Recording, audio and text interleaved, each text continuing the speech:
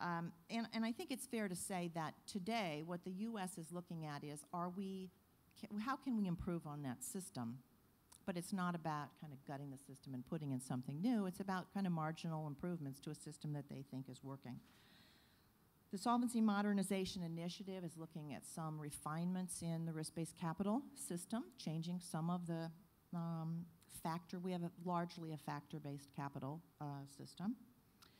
Financial reporting and reserving, introducing a more principles-based system to the evaluation of technical provisions. Modernization of reinsurance regulation specifically aimed at issues of collateral, and I heard your supervisor mention that reinsurance collateral is a big issue here in Poland, and I'd love to hear what that's all about, because it's a big issue everywhere. And then group supervision. And group supervision is something that is all over the world.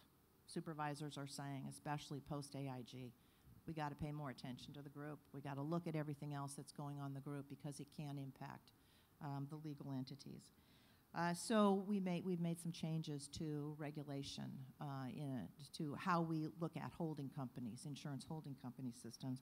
And they're in the process now. The NAIC recently announced that they're going to reopen that model, and they're going to do some more refinements in light of what's going on with international standard developing and ComFrame, the Common Framework for the Supervision of Internationally Active Insurance Groups. So they're going to look at, do we need direct regulation of the holding company? In the U.S., the view is it's the legal entity that matters. When things go wrong, that's where the capital is. There's a tendency to ring fence in a crisis and so on and so forth, everything that regulators have talked about. So you got to think about, as long as things are moving along fine, that's not the problem. Regulators should be thinking about what happens when things get bad. And so U.S. regulators tend to look at legal entities as being very important to this discussion. But do we need to supplement that with direct regulation of the holding company? And then there's discussions about, of course, at the IIS, movement toward a group capital standard, and how should U.S. regulation deal with that? And then more focus, there's more attention to requiring regulators to look not at consolidated statements, which they have tended to do, but at consolidating statements. Again, going back to the importance of the legal entity, looking at inside the group, this insurance holding company, what's going on with each of the companies, and how does it all flow together into the consolidating statement, because those interactions are very important to the regulators. So that's I think what's going on in the U.S. I'd like to contrast the two of your remarks, and it's something that struck me for many years about the two different systems of the two greatest unions in the world, the European Union and the American Union. In the EU, in insurance regulation, we've had a long period of stasis, a long period of almost no change in terms of the EU regulation of insurance, which is then to be followed by a short period of the most profound radical change. Yeah, it's the where in the US it's more of a tradition of gradual incremental change. It seems to me that the European system is much less capable of delivering the gradual incremental change over long periods of time, and the US system very equally incapable of delivering, should and when it be needed, that radical discontinuity of change. It reminds me of there are two different theories of evolution. One is the gradualist, and the other is the punctuated equilibrium theory of evolution. How does each political culture change to become a bit more like the other, which surely would be a better situation for both Europe and North America? Well, let me first of all say, Paul, that I wanted to correct what Terry was saying. She was saying the regulators intervene and this and that. That's not true, Terry. You know very well that in the design of Solvency II, it was not some regulator that did this. Solvency II was a cooperative exercise, and that's a response to your question, Paul. In Europe, I think it was the end of the of the 20th century that people started to realize, and you were involved in these debates, that Solvency II was not capable of taking care of some of the problems, particularly at the beginning of the century. We had the markets, the capital market breakdown and market risk. You said Solvency II, you meant Solvency I was Solvency not I, yes. Solvency I is not capable of dealing with some of the problems that I faced the industry. And then we start a cooperative exercise with lots of consultation. And I know some of you have participated in consultations and quiz exercise and things like that. So it was not something that was dreamed up by some bureaucrats in his office. No, it was a cooperative exercise.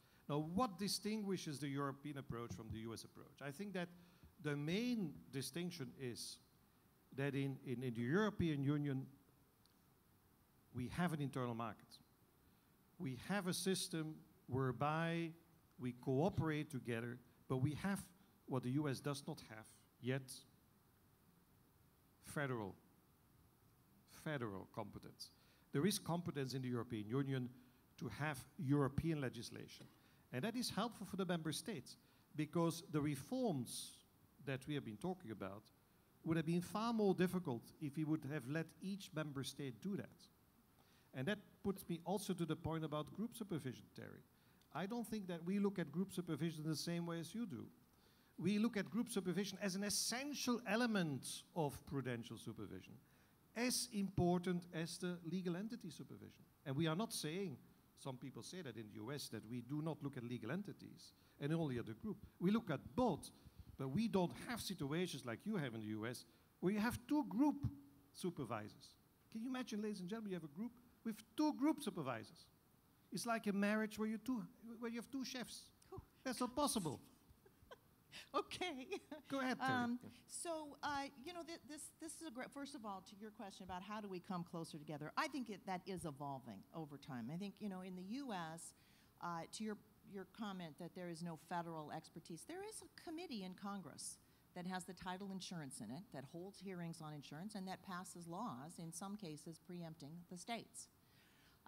So reinsurance regulation, surplus lines regulation, the creation of risk retention groups, these have all been the subject of federal action. So there is some expertise in the federal government, but it is still very much a bottom-up approach. And the states are engaged, and the states collaborate, and reform comes from the states. And I think over time, Paul, this kind of culture of how the states interact, it gets better and better, but it's not perfect, and it's never going to be perfect. And I have struggled a lot over my career with how to make it better, because there are, if you read about U.S. regulation, and you will read things sometimes in the trade press where states are fighting with each other. You know, New York is taking a different position on something than some of the other states, and it hits the press, and it creates a lot of confusion. I think this is an inherent element, though, of the nature of our system, and it is one of the things that makes the system both less efficient but more resilient. And the resiliency comes from the fact, remember when I said things are constantly changing, they are, you know, the market is evolving. There are, in the state regulatory system, a lot of people with a stake in the game. Every single commissioner has a stake in what a company is doing. And I think the other thing that we have a real conscious appreciation of, and I can't stress this enough, is that regulation, again, regulation is not perfect, and regulators are not perfect. And it's not just that they make mistakes, it's that the motives are sometimes complicated.